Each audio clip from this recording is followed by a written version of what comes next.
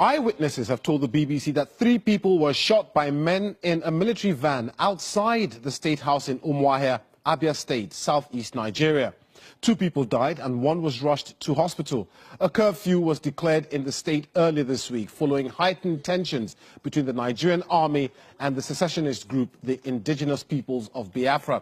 There have been reports of clashes in the southeastern state of Abia, with the movement accusing the Nigerian military of killing several of its members and surrounding the home of its leader, Nnamdi Kanu. Well, Ifeanyi Ejiofor is Mr. Kanu's lawyer. He told the BBC he believes the military are out to kill his client. The fact is that I'm not even seeing what they are doing in my house an attempt to arrest him. I get him. It's not an attempt to arrest him. It is a clear mission to eliminate him.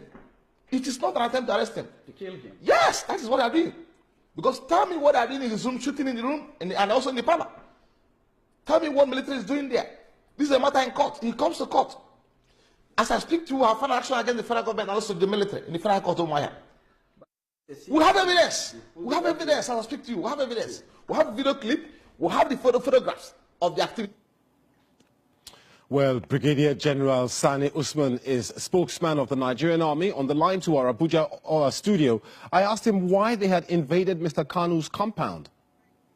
It's that assertion is not correct. Nobody invade anybody's compound. Possibly you are referring to the misunderstanding when our troops were passing by. Some group of miscreants pelted them with stones and sticks to the point that a female passerby was wounded, and one of our soldiers, Corporal Kolawole Machu, was also wounded. But beyond that, there was no such thing like invading anybody's private property, let alone Nnamdi Kanu's personal residence or his family. So, compound. General, what was the military doing around his house?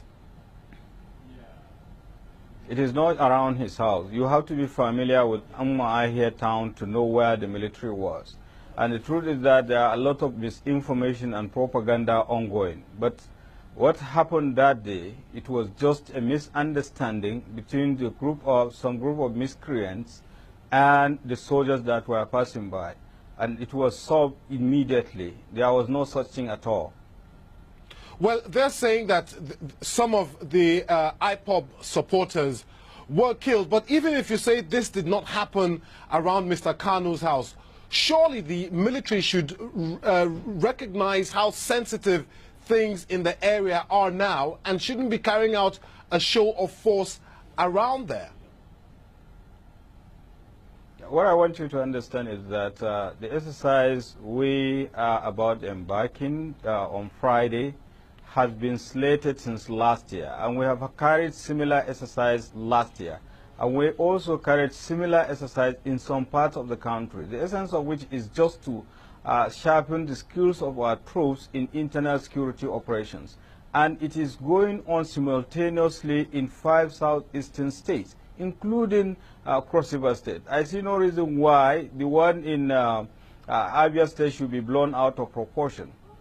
And there is no single incident whatsoever in other states. So what about these pictures that are making the rounds on social media? We see young boys being beaten by men dressed in military fatigues. Some people look to have been, as if they've been shot. Are you saying that these pictures are being staged? If yes, by whom? One thing I want to make clear is that there were a lot of, insinuations and mischievous propaganda going on. The video in question you are talking about, there was an allegation of some soldiers humiliating or maltreating some people that we suspect members of independence people of Biafra. And that issue is being investigated. So far, I'm sure 82 Division has even made some arrests. The whole essence of it is to, discredit the army. But General, I mean, with all due respect, it's not just the IPOB members who are accusing the military. I mean, early this year, Amnesty International came out with a report accusing the Nigerian military of heavy-handedness in dealing with this issue. What I want you to understand, Amnesty International allegations, they are not new things. They have been making the same series of allegations for the past 4 or thereabout years. And in 2016, February to be precise, we were the one who formally invited Amnesty from their London office to come and interface with us to trash out all these allegations, but they said they were not independent enough. Brigadier General Sani Usman of the Nigerian Army.